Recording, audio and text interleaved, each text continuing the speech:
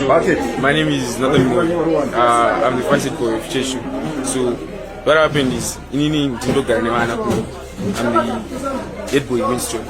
So Pachanga Moto is started with the and then Memo I say what child Sapata zo when I saw to Buddha, the Patamania was she's out moto. And then we had to start going in just to try to build such thing.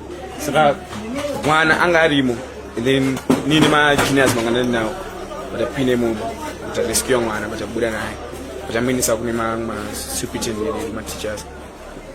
Two seconds to point of Buddhist, a movie mom, which was a point of Buddha. One and casting. Yeah, there was a fire outbreak at Winston Hostel. Form 1 and 2 affected, and we are busy trying to scavenge a few things, but most of the property here was destroyed. Almost all the hostels for the Form 1s and the kusangana kuti zvakare muri yeZimbabwe panopa zesti news panopa change tichimhanya news updates ezvinhu zvakasiyana-siyana zvinenge zvichiitika muno munyika yedu yeZimbabwe. So kana uri mutsva kusubscribe maharawo tena on the notification bell so that patinodzoka nemamwe news updates uchange uchingovhionera dika ndaenda kupatsvai nyaya yechikoro chatsva chechill high school kuwiston hostel in Harare muri yeZimbabwe hakuna kumira zvakanaka. Chikoro chakapiswa nezuro. Tachikumbota zvanofunga comment section below tudzo zvanofunga maringe this news updates. Much love.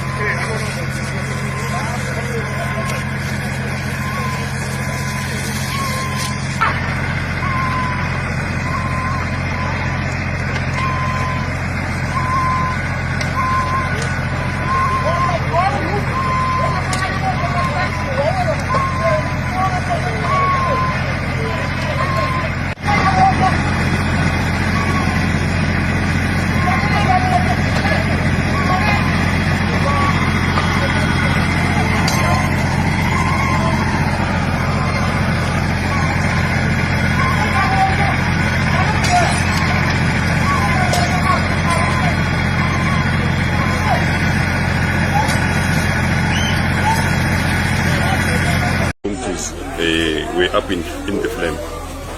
Value of the property we are still to establish, but it runs into thousands of dollars. Okay, I was home, then my son rang me. I actually saw a first missed call, then he rang me and said, "Mommy, there's a fire in our hostel." Then I was like, are the teachers there? But he then said to me, our teachers are not in, they had gone to bury another teacher at Sororo. So I then called fire brigade, then they were like, we're going to go to Churchill. They wanted the address and everything. So we then came here, but everything was burnt down.